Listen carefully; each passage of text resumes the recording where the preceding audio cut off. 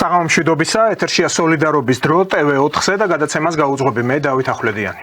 გადაცემის პირველ ნაწილში ჩვენი სტუმარი იქნება პოლიტიკოსი დიმიტრი ლორთქიფანიძე, ხოლო მეორე ბლოკში ვისაუბრებთ იურისტ გიორგი გვასალიასთან. საღამომშვიდობისა ბატონ დიმიტრი, მადლობა მოწვევისთვის ბატონ დავით.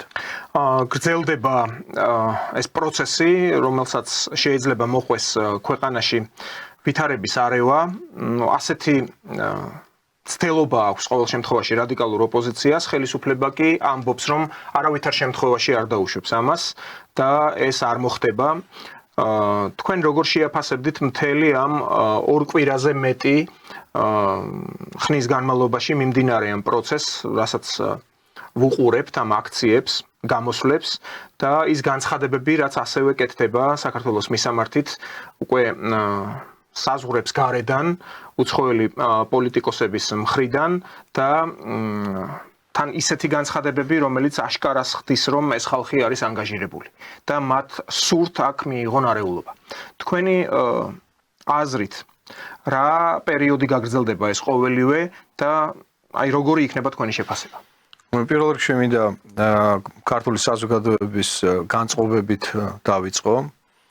არ გულისხმობ ამ შემთხვევაში ქუჩაში გამოსული ადამიანების დამოკიდებულებას იმ გლობალური პროცესების მიმართ, რომელიც აუცილებლად მოითხოვს შეფასებას, არამედ გულისხმობ მთლიანად საზოგადოებაში დაგროვილი ესეთი მოთხოვნილება იმასთან დაკავშირებით, რომ ქვეყანა მიქონიოს წარმოდგენა მომავლის ორიენტირებთან დაკავშირებით, იმიტომ რომ შეუძლებელია ახლა რაც ჩვენს გარშემო ხდება გნებავთ ახლო აღმოსავლეთის ფორმატში, გნებავთ აღმოსავლეთ ევროპის ფორმატში, თავად ევროპაში, ევროკავშირის წევრ სახელმწიფოებში და ევროკავშირში მიმდინარე იმ турბულენციებში, რომელსაც უკვე სახელმწიფოები ეწირებიან, როგორც გერმანია, რომ ამაზე ხა ჩვენი მოსახლეობას არ კონდეს წარმოდგენა, არ კონდეს გულისტკივილი და არ კონდეს ამ ყველაფრის მიმართ ადეკვატური შეფასება, მე ამას უბრალოდ ვერ წარმოვიდგენ და ვერ დაუშვებ. და აქედან გამომდინარე მიმაჩნია, რომ არასდროს ისეთი კომიკური არ ყოფილა ოპოზიციის მდგომარეობა ქართულ რეალურ პოლიტიკაში, როგორშიც ის დღეს არის აღმოჩენილი და ამას ხაზს უსვავს თვითონ სალომე ზურაბიშვილის გამოსვლებიც, აი ბოლო გამოსვლა აკაკისა და ილიას ძეგლის წინ ესეთი კომიკური სიტუაცია შეიქმნა იქ, რომ მე ყველას პრეზიდენტი ვარო და არა მხოლოდ მათი, ვინც აქ არიან გამოსულებიო. და მე არსად წასვლას არ ვაპირებ 29 დეკემბრის შემდგომაც ვიქნები ყველას პრეზიდენტი. ხა წარმოიდგინეთ, ეს ხომ უკვე თავისთავად კომიკური განცხადებაა რა. როდესაც ქართულ ოცნებას ყავს ნახევარზე მეტი ამორჩეველი, 50%-ზე მეტი ამორჩეველი. და შენ ამბობ, რომ ჩემი უფლებამოსილების ვადის გასვლის შემდგომ მე მაინც დავრჩები მათ შორის ქართული ოცნების ამომრჩევლის პრეზიდენტად. ეს უბრალოდ არაფერში აღარ წერია, იმიტომ რომ ცხადზე ცხადია, რომ არამც თუ პრეზიდენტად აღარ მიგიღებენ ამის მერე, უბრალოდ პოლიტიკოსად არ ჩაქფლიან და შეიძლება შენს მოქალაქეობრივ ცენსაც არ გაუწიონ ანგარიში და უბრალოდ მოგთხოვნო დატოვო ქვეყანა. აი ამ ყველაფრის მერე, იმიტომ რომ ეს უფლებამოსილების ბოროტად გამოყენებაც აღარ არის და არც ხელისუფლების მიტაცებისა თუ მითვისების მცდელობა. სელენსკის ლიანდაგებზეა, ხო პრინციპში არც ეს ნიშნავს მეგობრობს, მაგრამ ის ომშია, იმას ალიბი აქვს. ხო, თქვენ კითხვას რომ პასუხი გავწერ, ნელ-ნელა მივუახლოვდი ამ შეკითხვას არა? ჩვენ ვხედავთ, რომ სპიკერები იცვლებიან, ვითარება არ იცვლება, თქვათ რასა იუნკნევიჩიანი ანაცვლებს, თქვათ ვიოლა ფონ კრამონს, მესიჯები, მოთხოვნები რომელიც ფორსირებასაც და გაძლიერებასაც ახდენს იგივე მიხაილ როთი და მასთან დაკავშირებული ბალტიისპირეთის ქვეყნების საგარეო საქმეთა მინისტრები, ეს სხვა არაფერია თუ არა რაღაცა ძალიან სევდიანი სანახაობა, მცდელობა იმისა, რომ აღასრულონ ვალდებულება, რომლის უკან არსებობს გაწერილი გეგმა. და ამ გეგმაში მოაზრებული არც ერთი აქტორი უბრალოდ არ არის სერიოზულად აღსაქმელი. ჩვენი პრეზიდენტის დღევანდელი სტატუსის გათვალისწინებით, იმიტომ რომ მისი პოლიტიკური სტატუსი, მისი პოლიტიკური წონა არის ნულთან ახლოს ძალიან. მაგრამ ბატონ დიმიტრი, მაგრამ ხელჩასაჭიდი არის ინსტიტუტი თვითონ, რომელსაც ეჭიდებიან ესენი, მაგრამ 29 დეკემბერი, როდესაც ახალ პრეზიდენტს უნდა გამოუცხადოს ნდობა ჯარმა პირველ რიგში, იმიტომ რომ ის მთავარსარდალი ხდება ამავე დროს არ დაგავიწყდეთ იმ სიმბოლური დატვირთვით, რა დატვირთვასაც მას აძლევს კონსტიტუცია. და როდესაც ჯარი დადგება მის წინ და ჯარის წინ ასე ვთქვათ ფიც მიიღებს ახალი პრეზიდენტი და ყველა დავინახავთ რომ ჯარს არავითარი პრეტენზია არამც თუ არა აქვს ახალი პრეზიდენტის მიმართ, არამედ მის და მიერთგულებას შესაბამისად ადასტურებს, მე მაინტერესებს ამათი სახეები. მე რესად მედიან. ხაზარაძემ ხომ მოუწოდა ჯარს? ხაზარაძემაც მოუწოდა, ელისაშვილმაც მოუწოდა. როგორი ახლა გულფიცხელობის ფონზეც არ უნდა იყოს გაკეთებული ესეთი განცხადება, როდესაც პოლიტიკოსები აკეთებენ განცხადებას ასეთ ვითარებაში, მათ მოეთკითხებათ ამასთან დაკავშირებით პასუხისმგებლობაც, იმიტომ რომ ხაზარაძის მიერ გაკეთებული განცხადება ეს არ არის უბრალოდ სიტყვისა და გამოხატვის თავისუფლების რეალიზაცია.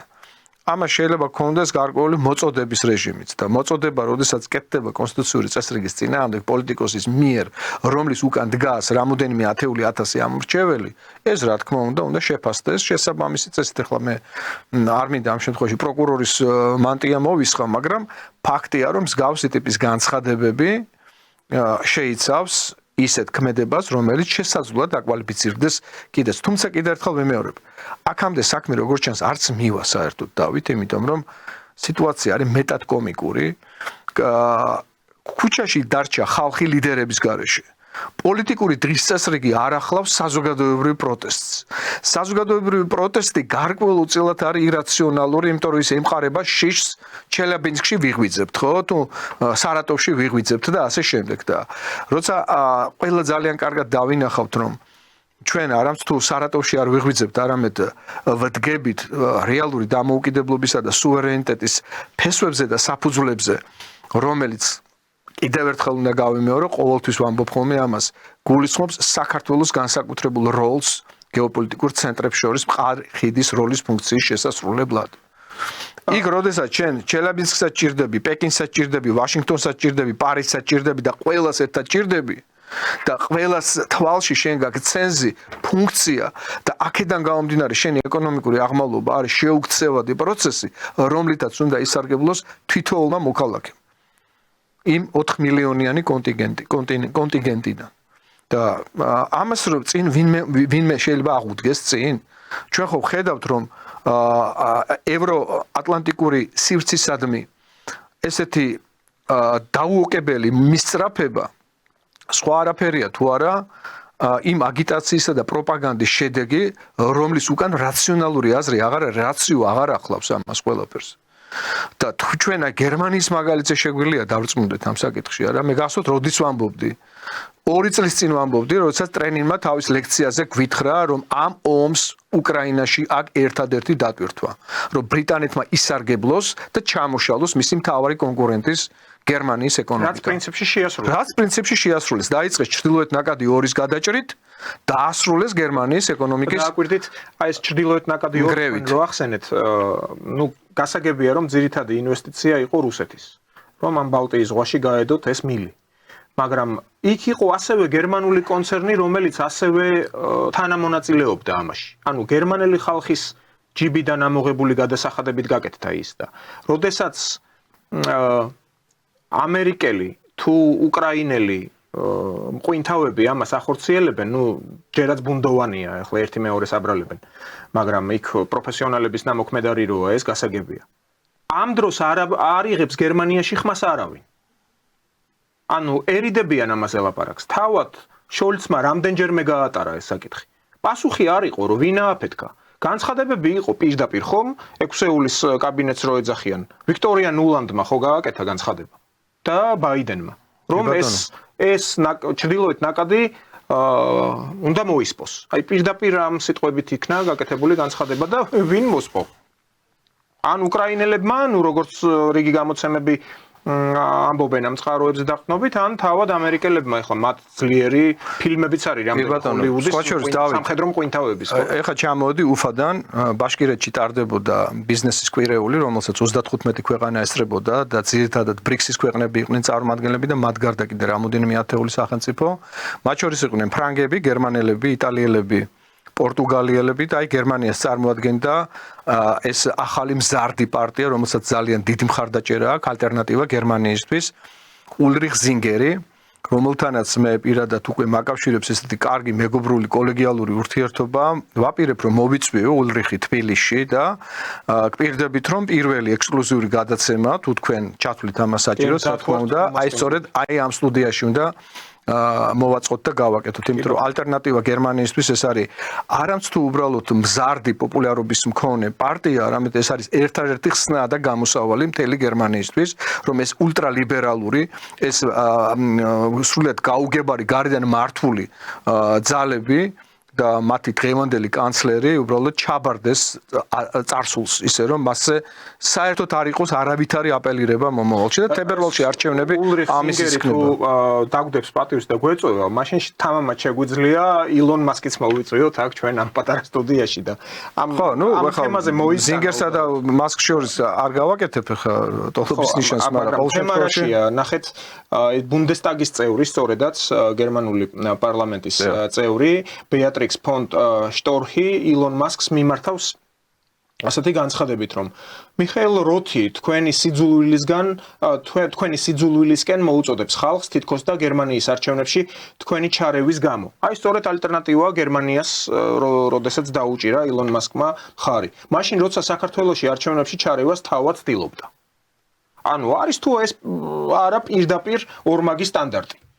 და მანამდე ყოფილმა ევროკომისარმა ტიერი ბრეტონმა გაუგზავნა ასე შეკითხვა ილონ მასკს, რომ რატო ერევითო ჩვენი ქვეყნის უბრალოდ გერმანიის შიდა საქმეებში არის თუ არა ეს გერმანიის შიდა საქმეებში ჩარევა. ანუ გვახსოვს ხომ მასკი გამოვიდა პირდაპირ მოწოდებით, რომ ალტერნატივა გერმანიისთვის დაუჭირეთ მხარი. ახლა ამ პარტიას რეიტინგი მართლაც მაღალი აქვს, ინდივიდუალური რეიტინგი მაღალი აქვს, მაგრამ მაინც მერცი გადის იქ მისთი კოალიციით. შოლც არავითარი შანსი არ აქვს, მაგრამ ეს ლიბერალურ გლობალისტური ძალები მაინც, ასე ვთქვათ, ტონუსში არიან, დიდი ალბათობით მეორე ადგილზე მაინც გავა ეს ალტერნატივა გერმანიისთვის, რაც უკვე განაცხადი არის. კი, საფრანგეთშიც ანალოგიური მდგომარეობა. ურბანის რამდენიმე დღის წინ გაკეთებული განცხადება, რომ ჩვენ ახლა ნელ-ნელა მივიწევთ იქითკენ, რომ ყველგან ევროპის ყველა ქვეყნებში შეიცვალოს მართლობითი რგოლები, ეს სწორედ ამაზე მოასწავებს, რომ იცვლება ვითარება. გერმანიას ნამდვილად აქვს ცუდად მდგომარეობა, დღეს იყო ინფორმაცია იმის შესახებ, რომ Volkswagen-ის ქარხნის 35,000 თანამშრომელი. წარმოიდგინეთ, ანუ მთელი ქალაქი, გორისხელა ქალაქი ერთად აღებული, ამდენი ადამიანი უსამსახუროდ რჩება. კი, Audi Volkswagen-ი ინგოლშტადტში, ბავარიის მხარეში. ანუ ეს არის რეალური კრიზისი და 23 თებერვალს ერთი სიტყვით იქნება იქ არჩევნები, უკვე გამოჩნდება ის აქცენტები, საიდკენ მიდის გერმანია, მაგრამ გერმანიაში ჯერაც არის ესეთი ანტირუსული განწყობა. რომელი ძალაც არ უნდა მოვიდეს ხელისუფლებაში, ნუ ეხლა ეს ალტერნატივა გერმანიისთვის, თუმცა ყველაფერია შესაძლებელი. მართლაც არც ის არის გამორიცხული პირველ ადგილზე გავიდეს.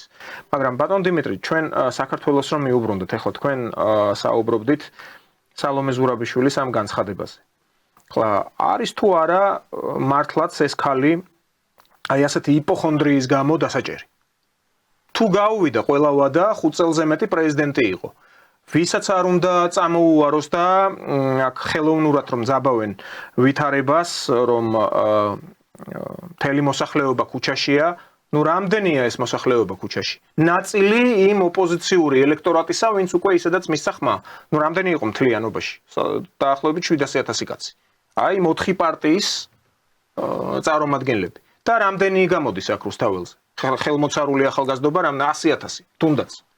ის ადამიანები ხო სახში შედან, ვინც 1,200,000-ზე მეტი ხმა მართლმა პარტიამ წაიღო 1,100,000 ხმა. 100,000 მეგობრებო. 4 პარტიამ ერთად წაიღო 800,000 ხმა. თითო პარტიამ 200,000 ხმა. ფაქტიურად 900,000 ხმით უსწრებს მართველი ძალა, ანუ პირველ ადგილზე გასული ძალა, მეორე ადგილზე გასულ ძალას. და როდესაც აი ამ ფაქტობრივ გარემოებას პრეზიდენტი მხედველობაში არ იღებს, მას მორალური უფლება არ აქვს თქვას, რომ ის არის ყველას პრეზიდენტი. ის მინიმუმ იმ 1,100,000 ადამიანის პრეზიდენტი აღარ გამოდის, რომელთა ხმების რეალიზაციასთან დაკავშირებით არამც თუ კითხვის ნიშნის ქვეშ აყენებს მათ ლეგიტიმურობას, არამედ აპრიორი ამბობს, რომ ეს ხმები არის გაყალბებული, რომ ეს ხმები არ შეესაბამება სინამდვილეს და იცით ზოგჯერ რითი პროვოცირებენ კიდეც აი ამ თემის მხარდამჭერები, რომ აბა სად არის ეს ხალხი? ანუ სად არის სიღრმისეული ქართველი ხალხი.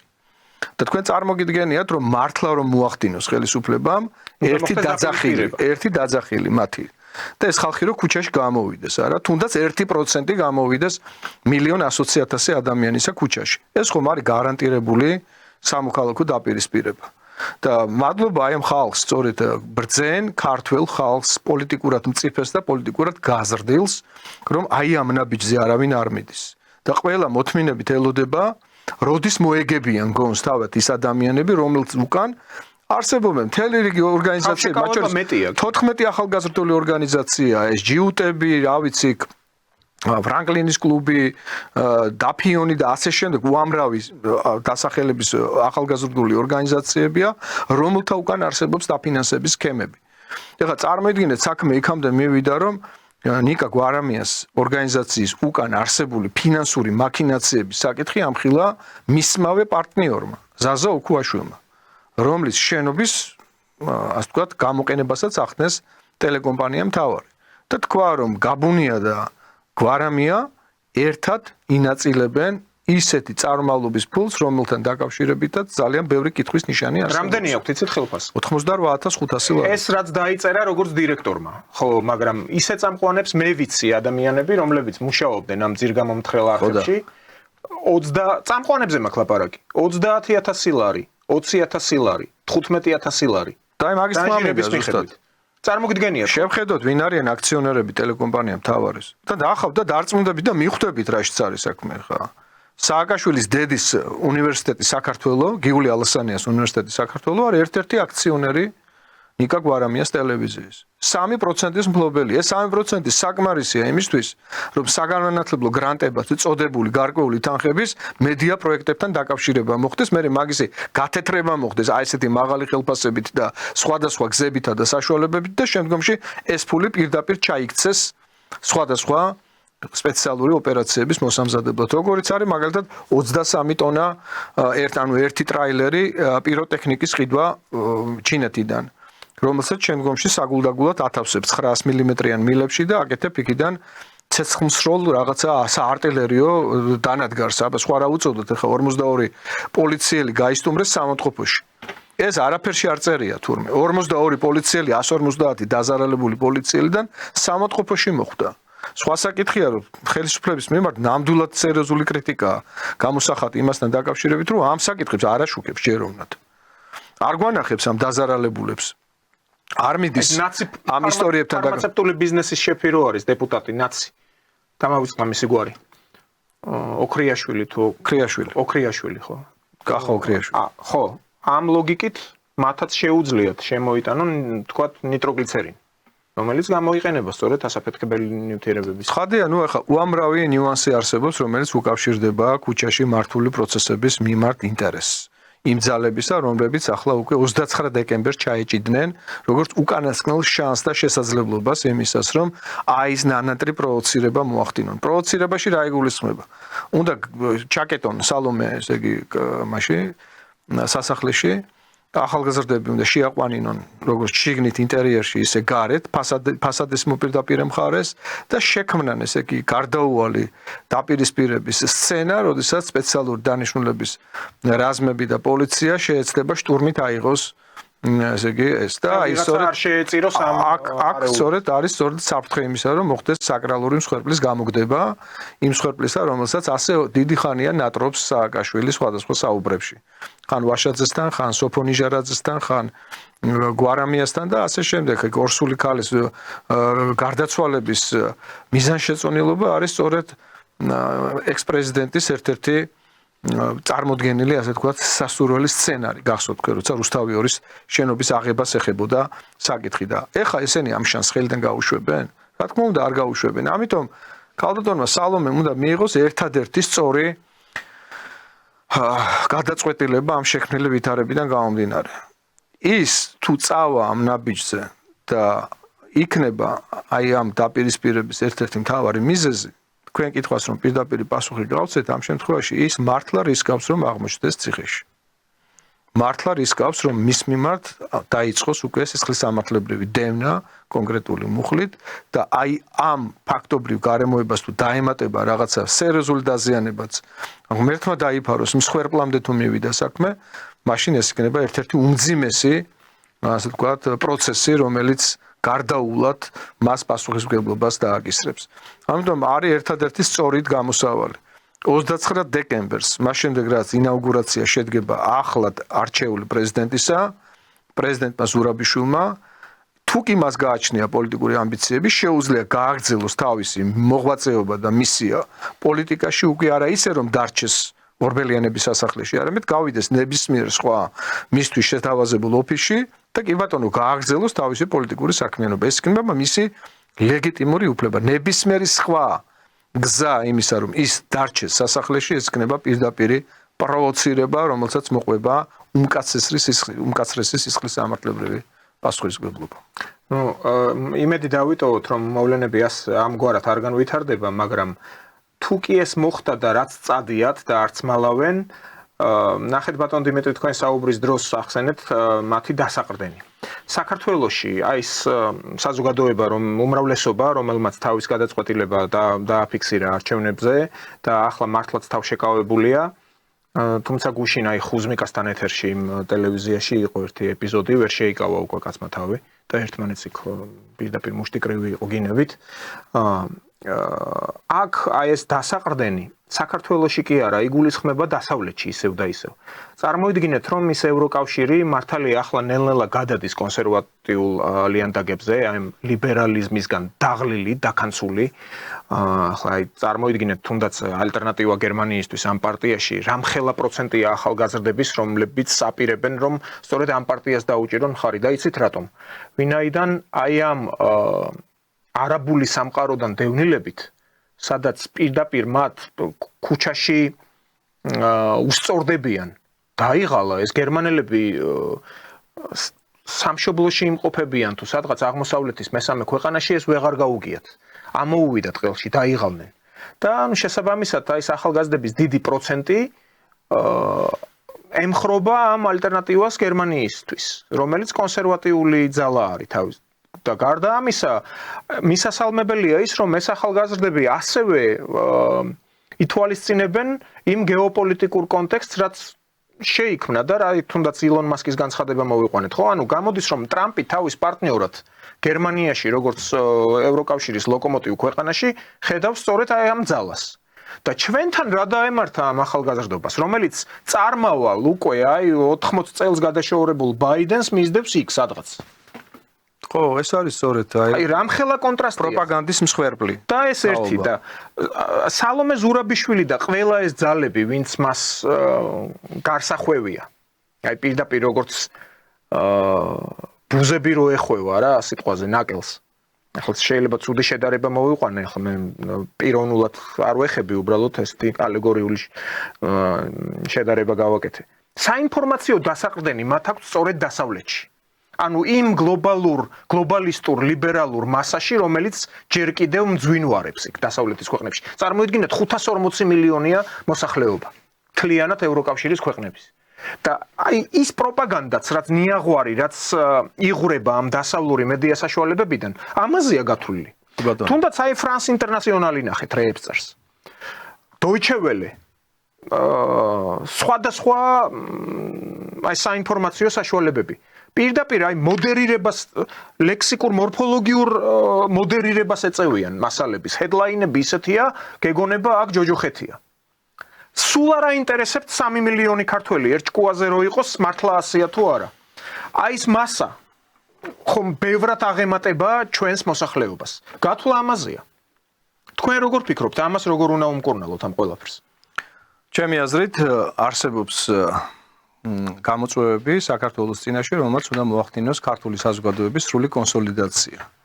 აი მე ხვალ მივფრინავ დილით მოსკოვში, ძალიან საინტერესო შეხვედრების სერია მელის და ერთ-ერთი მიმართულება, რომლითაც მე ყველაზე მეტად ვარ დაინტერესებული, ეს არის გარკვეული არასამთავრობო შეხება და ურთიერთობა აფხაზეთის გარკვეულ ესე იგი არასამთავრობო ორგანიზაციების სეგმენტთან, სექტორთან. თქვენ მოგეხსენებათ აფხაზეთში რა ვითარებაა. ჰუმანიტარული კატასტროფის ზღვარზე კი აღარ არიან, ჰუმანიტარული კატასტროფის წიაღში არიან, ანუ უშუალოდ პრობლემების ქვეშ არიან. აფხაზეთში მაცხოვრებელი ჩვენი მოქალაქეები და მათ ჭირდებათ შველა. მათ ჭირდებათ აი ამ ძალიან მძიმე მდგომარეობიდან გამოსავლის პოვნა. ბუნებრივია ამ გამოსავლის ძიებისა და პოვნის პროცესი ეს არ არის ბანალური პროცესი, ეს არის რთული პოლიტიკური პროცესი, რომლისაცაც ქვეყანა ემზადება. და იმისთვის რომ აი ამ მზადების პროცესი დაჩქარდეს და დროულად შეუდგეთ შემდგომში ლოგიკური ამოცანების ამოხსნას და გადაწყვეტას, მათ შორის ლეგიტიმური პრეზიდენტის არსებობის პირობებში, რომლის ფაქტორი არის ძალიან მნიშვნელოვანი ამ საკითხების დასაძლევად, როგორც აფხაზეთში, ისევე ცხინვალის რეგიონში მე არ მინდა ამ შემთხვევაში დავაცალკევო, ასე ვთქვათ, ეს ორი პრობლემა ერთმანეთისაგან. და აქედან გამომდინარე, ლეგიტიმაცია ჩვენი ინსტიტუციების არის პირველი რიგის ამოცანა, რომ რაც შეიძლება სწრაფად შეუდგეს პარლამენტი უშუალოდ თავისუფლებამოსილების განხორციელებას და ოდნავ მაინც რო ქონდეთ რაციონალური აზროვნების უნარი, აი ამ მართულ ოთხეულს, ასე ვთქვათ, პოლიტიკურ ოთხეულს ოპოზიციის სახით, ისინი უნდა ხვდებოდნენ, რომ ერთადერთი სწორი გზა გამოსავალი დღეს არის შევიდნენ პარლამენტში, დაიკავონ თავისი საპარლამენტო მანდატები და გაწიონ კი ბატონო თავისი ოპოზიციური, როგორც მათ წარმოუდგენიათ, პოლიტიკური წინააღმდეგობა იმ ცივილური მეთოდების ფარგლებში, რომლითაც უნდა ესე ვთქვათ ხდებოდეს ოპონირება. მით უმეტეს კიდევ ერთხელ ვიმეორებ, აფხაზეთის პრობლემა კარს მოგდგომია და მისი გადაწყვეტის საკითხი ხვალზე უკვე დაიწყება ყოველ მიზეს გარეშე.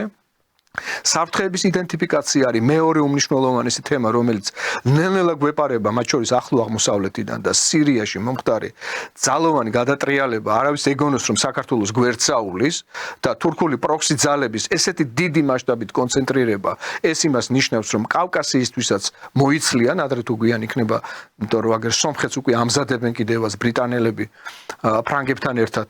გარკვეულ დაპირისპირების პლაცდარმად და პოლიგონად და საქართველოს ბუნებრივია ახლა ყველა კბილებს ილესავს და ამიტომ ჩვენთვის სტაბილურობის, მშვიდობის, გამჭრიახი საგარეო პოლიტიკის, გამჭრიახი საშინაო პოლიტიკის წარმოება ეს არის უმთავრესი პრიორიტეტი და რომელი ბრიყვი იტყვის რომ აი ამ პრიორიტეტების გადაწყვეტა უნდა მოხდეს ესეთი პოლარიზაციისა და ესეთი დაპირისპირების ფონზე, რასაც დღეს აქვს ადგილი ჩვენს დედაქალაქში. ამიტომ მე ხარ მათ ვარ დარწმუნებული, რომ ეხლა რაზეც ჩვენ ორი სიტყვით მონახაზი გავაკეთეთ, ამაზე საზოგადოება ძალიან ბევრს ფიქრობს.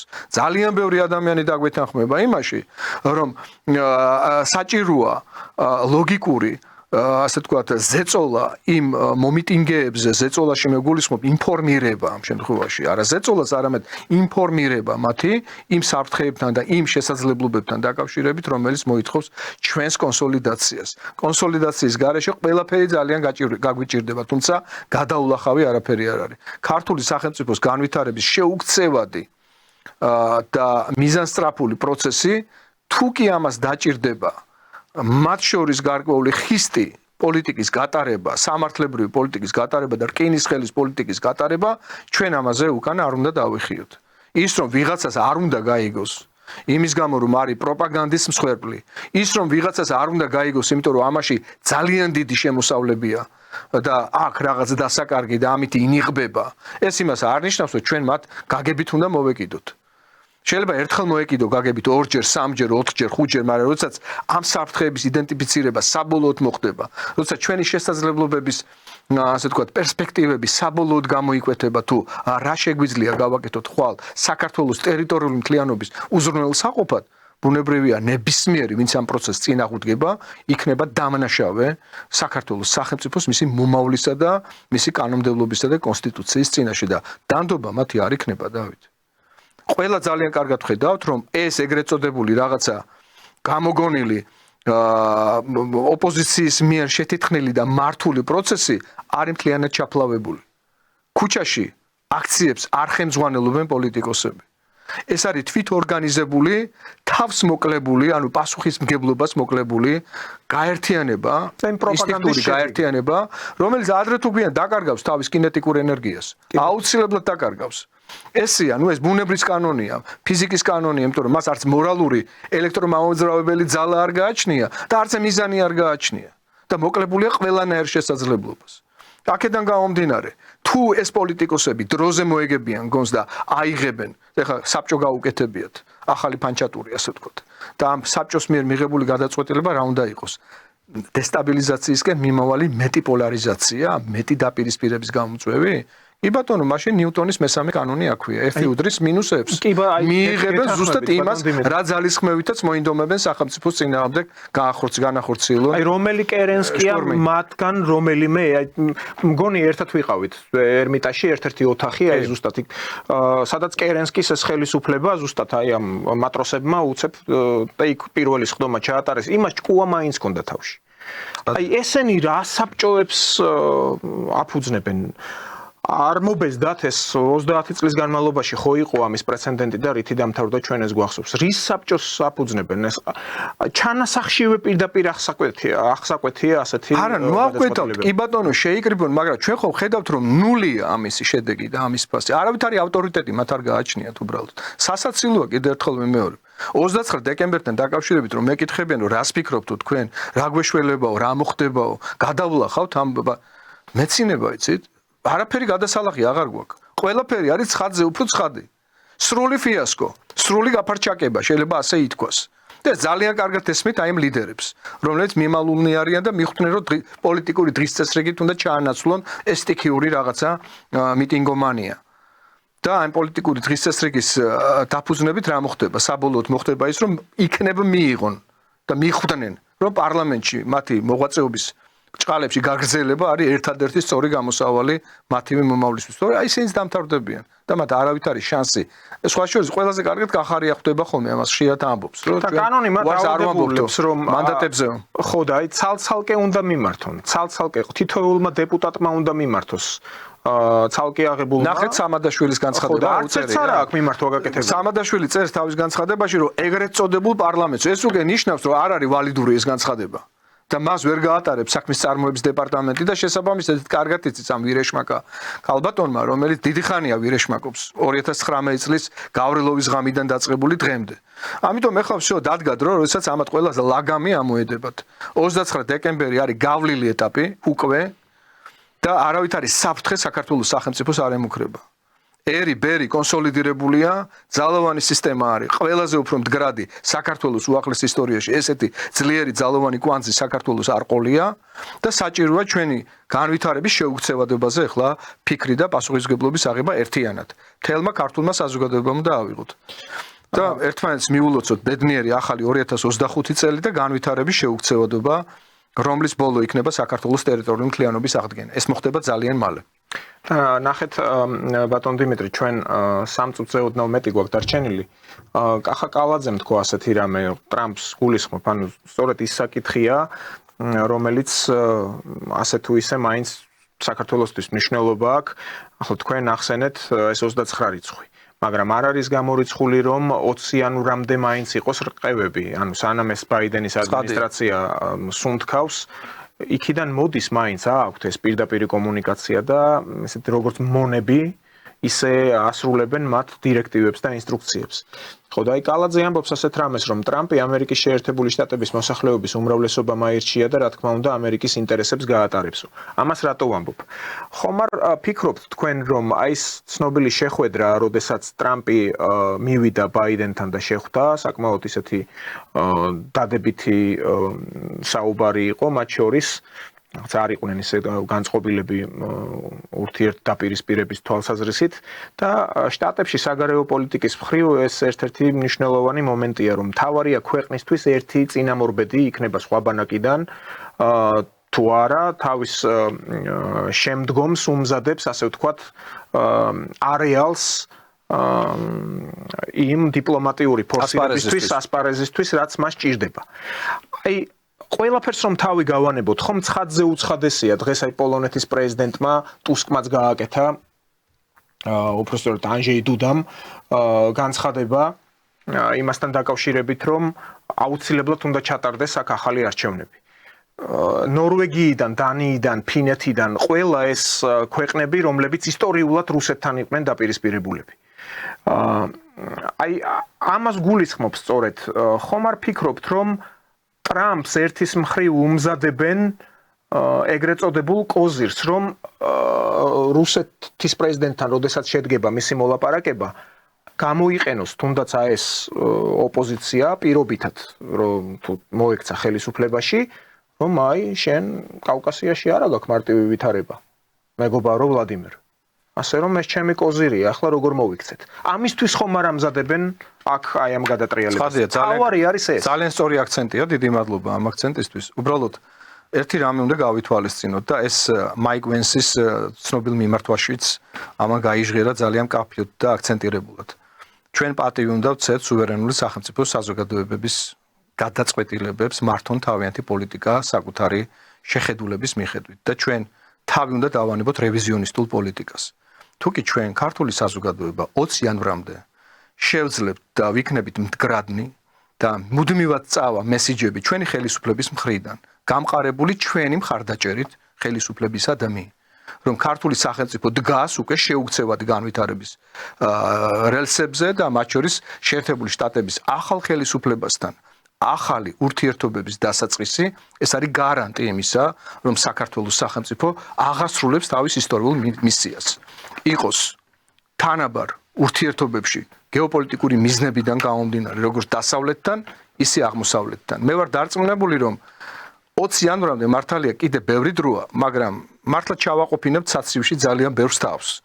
და იქიდან არ ამოვაყოფინებთ თავს და არ მივცემთ საშუალებას, რომ ესე იგი დესტაბილიზაციის ნებისმიერი პროვოკაციული მცდელობა განახორციელოს ქვეყანაში. და ეს შეუმჩნეველი არ დარჩება ტრამპის ადმინისტრაციას. და დარწმუნებული ვარ, ტრამპი აუცილებლად დააფასებს სუვერენიტეტისთვის მებრძოლი ქართველი გმირი ხალხის. აი ესეთ პოზიციას, რომელმაც აი ამ პატარა ქვეყანაში ვერ მოახდინა თავსმოხვეული LGBT პროპაგანდის დამკვიდრება და დაკანონება და უზნეობის ინსტალაცია. ვერ მოახდინა და ეს არის იმ მდგრადობის შედეგი ზუსტად, რომელიც აი მილიონ 120,000 ადამიანის ერთსულოვნებამ წარმოშვა ამ ქვეყანაში. ღრმად ვარ დარწმუნებული, რომ საქართველოს და ამერიკის შეერთებული შტატების ურთიერთობები აუცილებლად გადაიტვირთება და ის იქნება ძალიან პოზიტიურ ნოტაზე შემდგომში. დიდი მადლობა ბატონ დიმიტრი გადაცემაში სტუმრობისთვის. მე ტელემაყურებელს შევახსენებ, ჩვენი სტუმარი გახდათ პოლიტიკოსი დიმიტრი ლორთქიფანიძე. ჩვენ რამდენიმე წუთში დაუბრუნდებით უკვე მეორე სტუმართან ერთად, იურისტ გიორგი გვასალიასთან ვისაუბრეთ.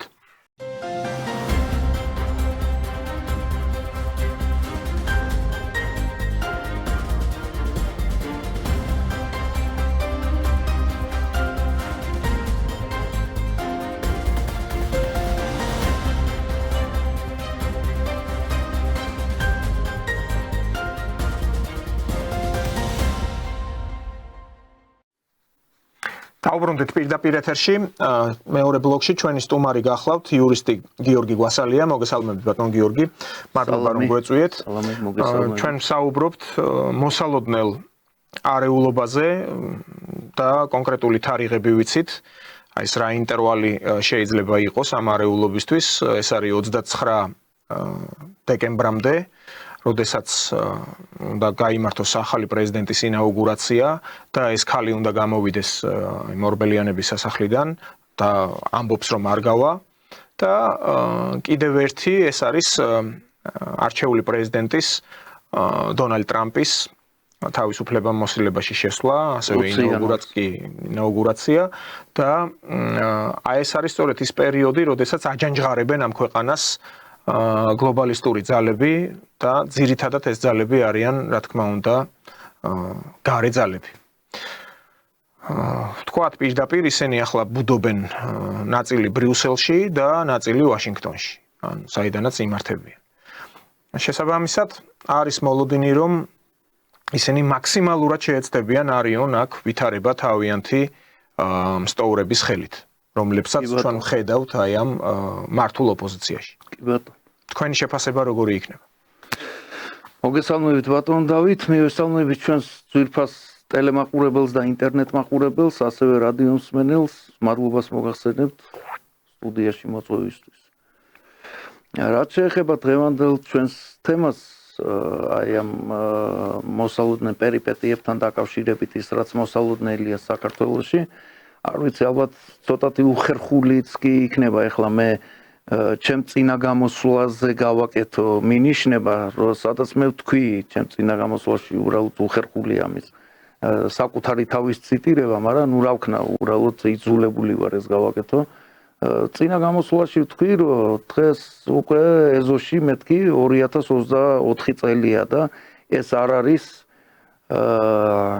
ბატონი შევარდნაძის დროინდელი აი ეს უნარო და უკვე დრომოჭმული ხელისუფლება, რომელიც სრულიად კასტრირებული იყო და ისე რომ მეთქი დღევანდელ დღეს სათანადო სიმაღლეზე დგას ჩვენი სპეცსამსახურები, ძალოვანი სტრუქტურები და ახლა რახან საუბარმა მოატანა, ჩვენმა საუბარმა მოიტანა, მე მინდა ყველა მათგანს დიდი მადლობა უთხრა, როგორც სპეცსამსახურების, ასევე პოლიციის ქვედანაყოფების ყველა სტრუქტურის ხელმძღვანელებს, პირადად ბატონ მინისტრს, ბატონ ვახტანგს და მიულოცო ჯერ ერთი ბატონ ვახტანგს დაწინაურება და ვიცე-პრემიერად მისი წარდგენა და იმაზე უფრო ყველაზე მაღალი ჯილდოს დამსახურებაც მინდა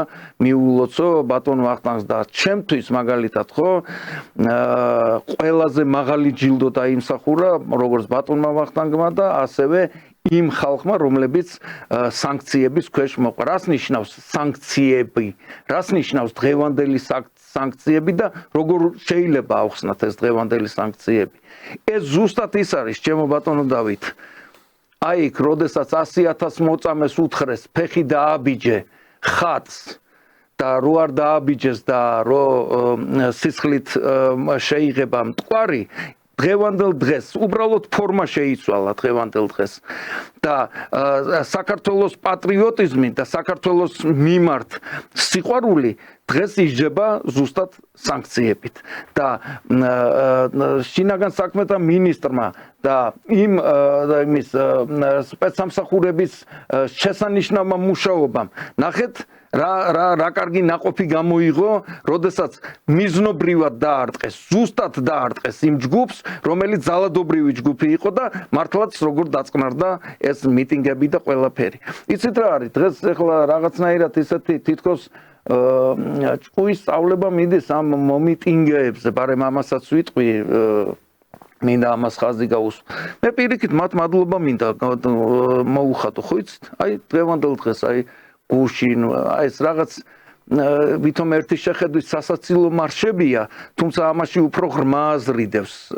აი ამ ცალკეული მაგ გურულების მარშები, იმერლების მარშები, მეგრელების, მე იქ რაღაცა უწყებრივი ხო, ეს არ გარდა მაგისა, ბატონო დავით, ამას კიდე სხვა ეს რა თქმა უნდა ჩემი პირადი მოსაზრებაა და მე არ ვაცხადებ იმას, რომ ჩემი მოსაზრება რაღაც ჭეშმარიტების ბოლო ინსტანცია. უბრალოდ მე როგორც ოპერატიული სამსახურში 20 წელიწად დამსახურებ ადამიანს უფლება მაქვს ეს ვიფიქრო. ეს იცით რა ხდება? უბრალოდ აქ ხდება ხომ არ ხდება უბრალოდ ვარაუდი გამოვთქვათ ამის. ხომ არ ხდება საზოგადოებრივი აზრის მომზადება რის შესახებ, რომ როდესაც თუ გადაწყვიტეს, რომ ძალადობრივი აქტი განახორციელონ დემოკრატიულ სახელმწიფოზე, ჩვენ სახელმწიფოზე და აი ამ იმაზე, უბრალოდ ითქვას, რომ არ ეს ვიწრო რაღაცა გარკვეულმა ერთმა ჯგუფმა მოახდინა და ერთი ჯგუფის ახირებაა, რომ რა ქვია არჩევნები მოიპარეს. არამედ აქ მთელი საზოგადოების ფართო შრეები აი გამოხატავდნენ უკმაყოფილებას. ჩვენ ამაზე უბრალოდ ჩვენ კი არა საზოგადოება უნდა დაფიქრდეს, მაგრამ სპეცსამსახურებმა როგორც სიტყვიან ფანქარზე უნდა აიყვანონ ნაკარანდაშზე, აი ეს უნდა მოინიშნონ და აი ეს ამითაც მე კი არ ვკარნახობ, უბრალოდ მე მათი პროფესიონალიზმად დაამტკიცეს, რომ დიდი პროფესიონალები არიან, მე მათ მადლობას ვუხდი, უბრალოდ მე ჩემს მოსაზრებას გამოვთქვამ, რომელიც ალბათ თუ გასათვალისწინებელი იქნება, გაითვალისწინებენ ისინი ერთი წუთითაც ეჭვი არ მეპარება. რაც შეეხება ამ ქალბატონის გამობრძანებას, ხო, ნუ რა ვიცი ახლა ქალბატონი სისხლიანი მერი, ხო, სისხლიანი მერი და ხო გეუბნებით მას შემდეგ რაც ამ ქალბატონმა მოსწავლეებს მოუწოდა. ურეთ, კარგით ეს სტუდენტების გარყვნა ნაწილი, სტუდენტების გაღწნა და გარყვნა სულიერი, ხო? ნუ ამას კიდე მიეხედება და კიდე ყველანაირად შევეცდებით, რომ აი ახლა მას შემდეგ რაც ბატონი, ხო, ბატონ მიხეილს მინდა მიულოცო ყაველაშვილს აუცილებლად პრეზიდენტის პოსტი და მე ერთი წუთითაც ეჭვი არ მეპარება მისი, რომ ის წარმატებით გაართმევს, ის ნამდვილი პატრიოტია და წარმატებით გაართმევს თავს დაკისრებულ ვალდებულებებს და დაკისრებულ მოვალეობას და ეხლა ის პატარა ისეთი გადახვევა რო გავაკეთო, ხო? სუფთა ანთროპოლოგიურათაც რო ავიღოთ, ხო? ეხლა რა არის პრეზიდენტის პოსტი? ძირითადად არის წარმომადგენლობით, ხო ბატონ დავით, არა? წარმომადგენლობითი არის. და აი მიხეილ ყაველაშვილს ანთროპოლოგიურათაც რო ავიღოთ, ხო? აი კრეფსიტი ქართველის აი რო თქვა, რომ აი როგორი შეიძლება იყოს ქართველი, ხო? აი ისეთ ბატონ მიხეილს ანთროპოლოგიურათაც ესეთი გამომეტყველება აქვს და მე მინდა მას წარმატებები უსურვო და ერთ წუთითაც ეჭვი არ მეპარება, რომ ნუ იმედია, თავარია ხალხი არ დარჩეს გაწმილებული, ანუ მისი მოღვაწეობის პერიოდში ახლა ერთია ანთროპოლოგიური შეხედულება, მაგრამ საქმენ მან ეს უბრალოდ ნიშნა, ხო, რა თქმა უნდა. ამ ქალს კი უყურებთ ჩვენ, ხო, არა, მე ხო და აი ამ ქალბატონზე, ხო, ამ სისხლიან მერიზე თვითონ მარია პირველ ტიუდორსაც კი შეშურდებოდა მას შემდეგ რაც მან მოსწავლეები გაწირა მოსწავლეები რა ქვია სიკვდილისთვის და ეს იყო მოსწავლეების სიკვდილზე გაგზავნა. მოდით რა ნუ ვიტყვით ახლა კი ღმერთმა გადაგვარჩინა და ჩვენი ძალოვნების ლომის წილიდებს იმაში რომ იქ სხერპლი არ მოხდა და ამ ეს ბავშვები სკოლის მოსწავლეები იქ ის პატარა ბავშვები რო იმას ქვებს ესვრიან და იმებს ესვრიან რა ქვია რაღაც საგნებს პოლიციელებს ეს იმ ჩვენი გმირი ბიჭების იმ პოლიციელების დამსახურებაა ზუსტად რომ ყველაფერმა მშვიდობიანად ჩაიარა.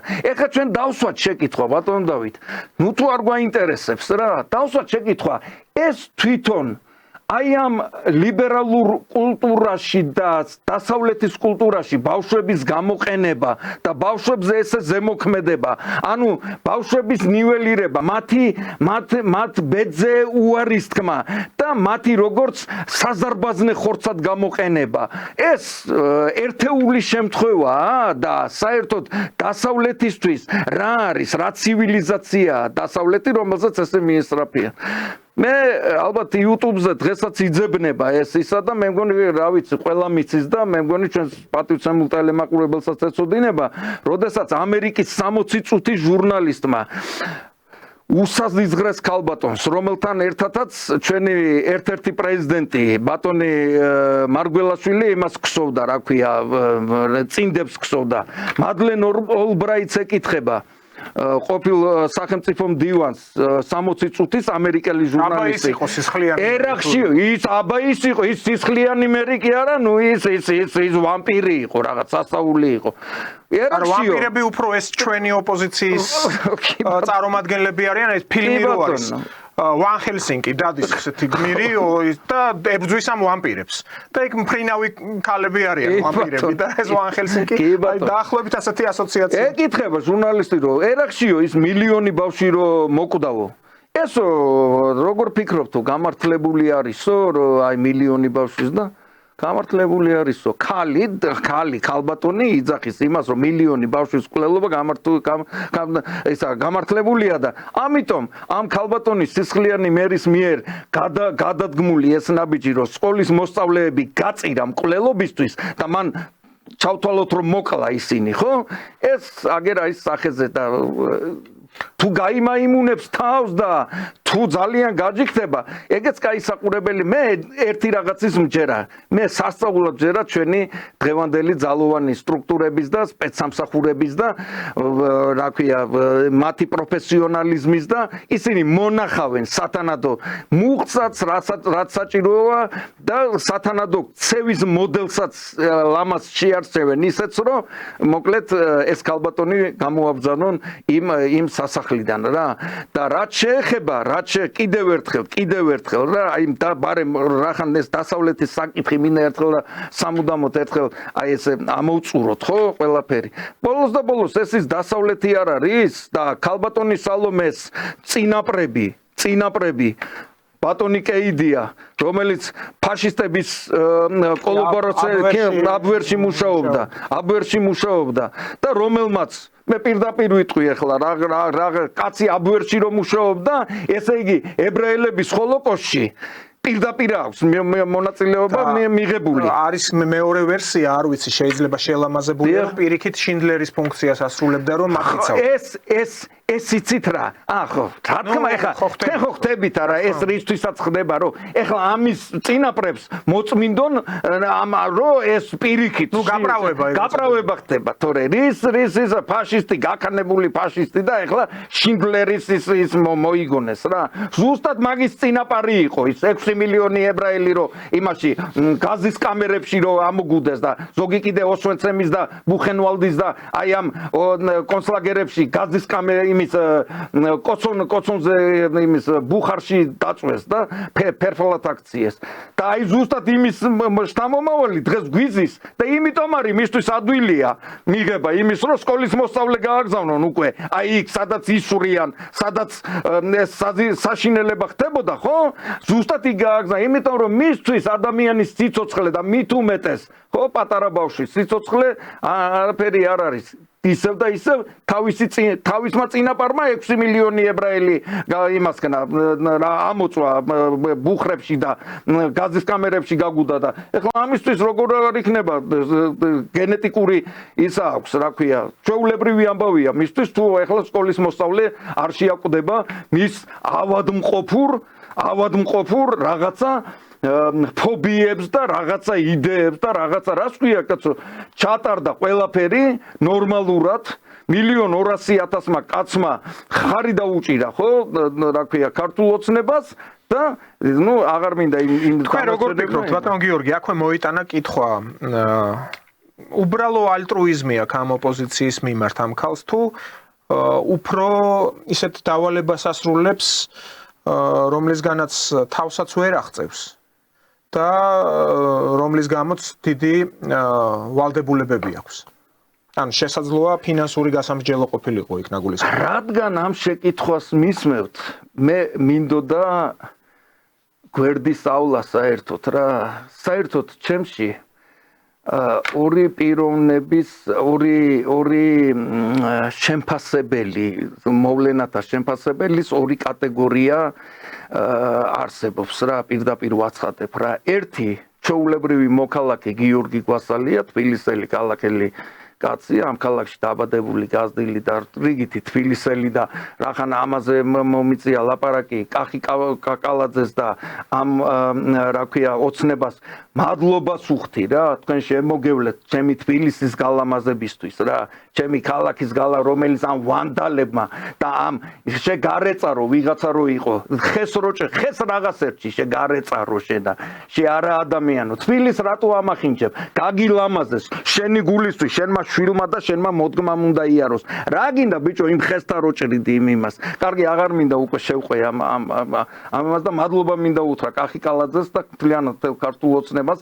თბილისის განსაკუთრებით გიჟდები აი ამ მწვანე კუნძულებზე რა იქ იმასთან ფილარმონიასთან რო ეს ხეები და რა ლამაზია და გენაცვალეთ საკრებულოში ბიუჯეტი გამწევდა დღეს ქალაქის და გაზრდილია ბევრად ძალიან გაჯობია. ან შედარება არ არის იმისა, რაც თქვა 2013 წელს იყო და ახლა არის როგორც ბატონ დავით, მოდი ჩვენ დასმულ შეკითხვაზე რო გავცე რა პასუხი რა, აი ახლა იმასთან სალომე ზურაბიშვილთან დაკავშირებით და მეორე შემფასებელი მოქმედებს უკვე როგორც ოპერატიული თანამშრომელი რა, გიორგი გვასალია როგორც ოპერატიული თანამშრომელი, არა როგორც მოქალაქე, არამედ ოპერატიული.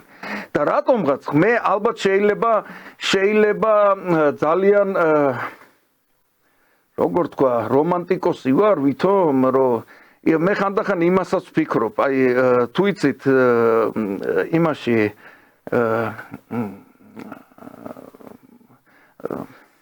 კრიოსნიაძეც ნათლი მამაში ერთი ესეთი მომენტია რა ეს ნათლი მამა ეუბნება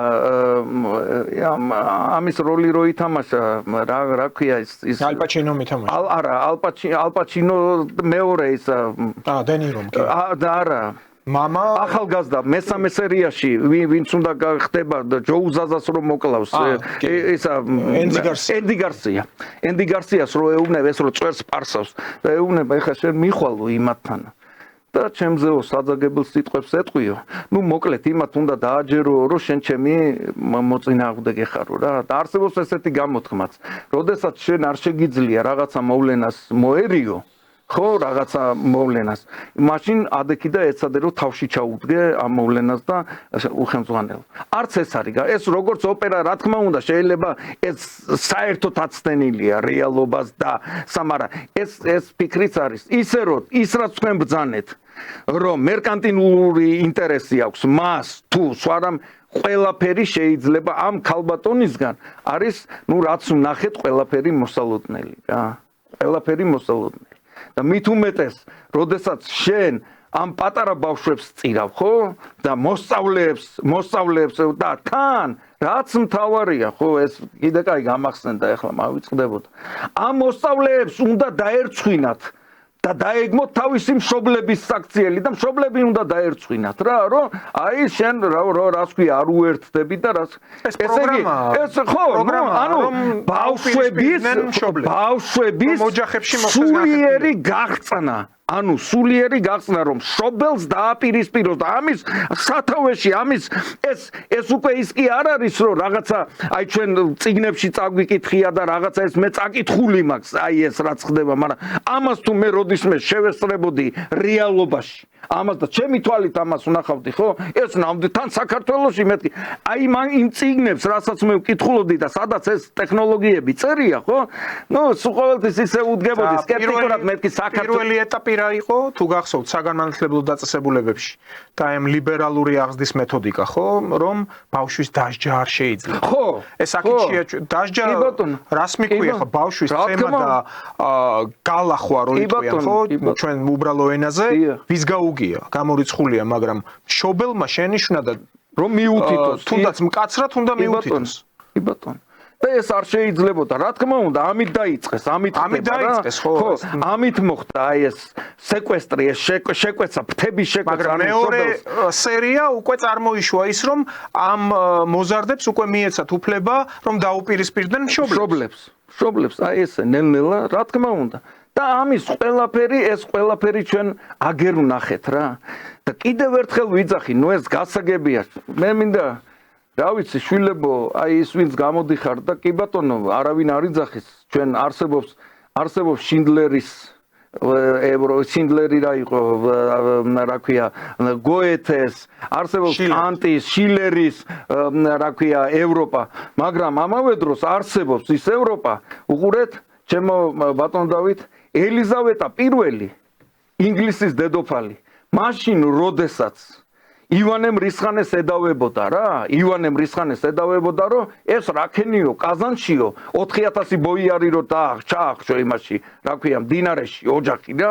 4000 ეს რაკენიო და ამ დროს თვითონ იცით რა ქონდა გაკეთებული ელიზავეტა პირველს 14000 ბავშვი ყავდა ჩამოხრჩობილი და არ იკითხავთ რაზე ყავდა ჩამოხრჩობილი 14000 ბავშვი ჩემო ძვირფასო ტელემაყურებლებო მაწანწალობის გულისთვის იმ ბავშვებს რა მაწანწალები რა კი არ უნდათ პროფესია კი არ ქონდათ დაიბადნენ ისეთ გარემოში რომ ნუ მაწანწალები იყვნენ რა და 14000 ბავშვი ყავდა მაწანწალობის გულისთვის ჩამოხრჩობილი ელიზავეტა პირველს მაშინ როდესაც ედავებოდა რომ რისი გულისთვის ანტონიო პასევინო გამოაგზავნა რომის პაპმა რომ უნიაში გადმოდითო ივანემ რისხანეს უთხრეს და ამან უთხრა Казницы миловать своих холопев мивални, меня Цезарей свой род беремо, да? Цезаре бизган ვიღებ, შენ ვინახარო მე აქ იმას რა ქვია, პირობებს რომ მიყენებ.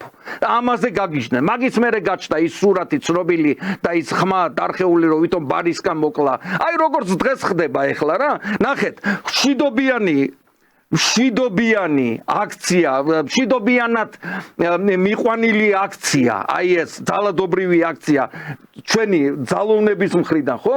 ისე არის წარმოჩენილი, რომ სასტიკი დარბევის გულისთვის იმას, რა ქვია, ბატონ მინისტრს და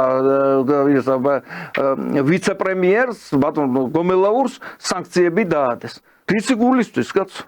ესე რბილად და ესე პროფესიონალურად უმაღლესი ევროპული სტანდარტზე მაღალი იმით რა ქვია მიდგომით მოახდინეს ამ ლოკალიზება ამ რა ქვია იმ სიტუაციის ხო პირიქით ამისთვის მათ ჯილდოები და ნუ საქართველოს ადრე უფრო უარესები გვახსოვთ ეს 7 ნოემბერი ხო გახსოვთ იმაზე შემოაწყვეს მკვრები კაცო იმის განკარგულებით შოთა უტიასი დასისხლიანებული კაცები პირქვია მოტრიალებულები გახსოვთ სურათები ხო არის კაცო ყველაფერი ხო არის რამი აი ზუსტად ამაშია ეს არის უნამუსო სულ ყოველთვის ვერიდები არ მინდა ეს ამ ტერმინებით ისა მაგრამ და მაშინ არ ყოფილა ასეთი პროტესტი არა რა თქმა უნდა იმიტომ რომ მაგათ კიდე ერთი გამოთქმა აქვს რა იმაზე თქვეს ერთხელ დანიელ ორტეგაზე თქვეს რა იმის სანდინისტების ხო იმაზე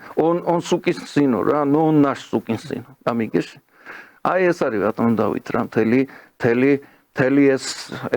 ეს ყველაფერი ხო და ეხლა ბავშვები აი დღეს რომლებიც ნუ ამ დღეების განმავლობაში ამ კვირეებში ვინც საპროტესტო აქციებში მონაწილეობენ რამდენი წლის იყვნენ მაშინ აი როდესაც ის ცნობილი სურათები სააკაშვილის დროს რო ეყარნენ ეს წვიმისგან დასველებულ რუსთაველზე პირდაპირ დასესხლიანებულები რო იყვნენ ფოტოგრაფების საქმე რო იყო ვინც გადაიღო სურათები კი როგორ არა გახსოვთ პროტესტი რომელიმე დასავლური რა თქმა უნდა ანა სამხელა აჟიოტაჟი რომელიმე ლიდერისგან გახსოვთ არ ყოფილა ასეთი რამე აი ეხლა თუნდაც თუ არ ვწდები რუმინეთში რა გააკეთეს როდესაც ეს არჩევნები რუმინელებმა ყველაფერი წესების დაცვით როგორც ჩვენთან ყველაფერი მაგრამ ნუ იქ იმძლავრეს და იმიტომ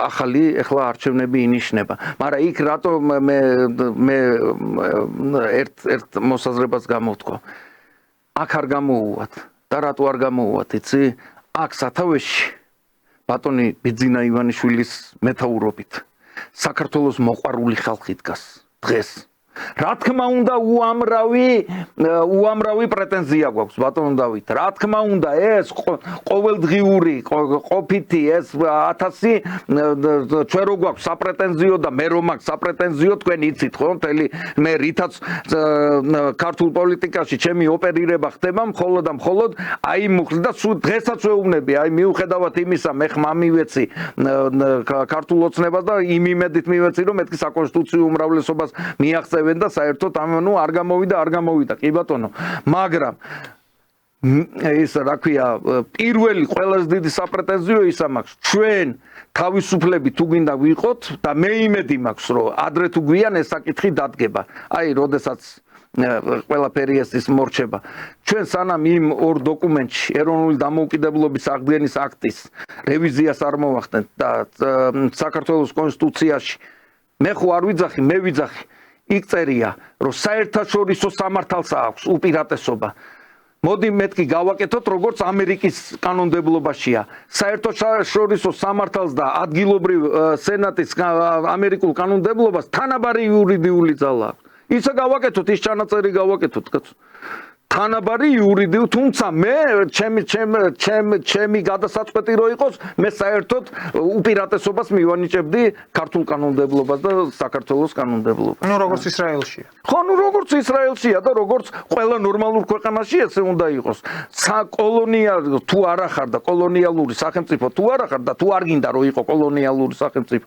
მაშინ ისე და აი ეს პრეტენზიები მაქვს მეს მაგრამ მიუხედავად ყველაფრისა ამას მე მესმის რომ დრო ჭირდება გარკვეული საგარეო და საშინაო ვითარების ურთიერთდამტყვევა და სინთეზი უნდა მოხდეს და მაშინ უფრო ადვილად შესაძლებელი იქნება რომ ეს მთელი ჯოჯოხეთის მაშხალე ჯოჯოხეთი რო არის ეხლა აღმდგარი ქართული ოცნების წინაშე აი ამ ყველაფერი ამ პატრიოტული გატარებული კანონების გამო ეხლა ესეც რო დაემატოს ჩამოიქცევა მადლობა ბატონ გიორგი ეთერში სტუმრობისთვის. მე ტელემაყურებელს შევახსენებ, ჩვენი სტუმარი გახდათ იურისტი გიორგი გვასალია. შევხვდებით ხვალ 19 საათზე. მადლობა ყურადღებისთვის. ნახვამდის. მადლობა.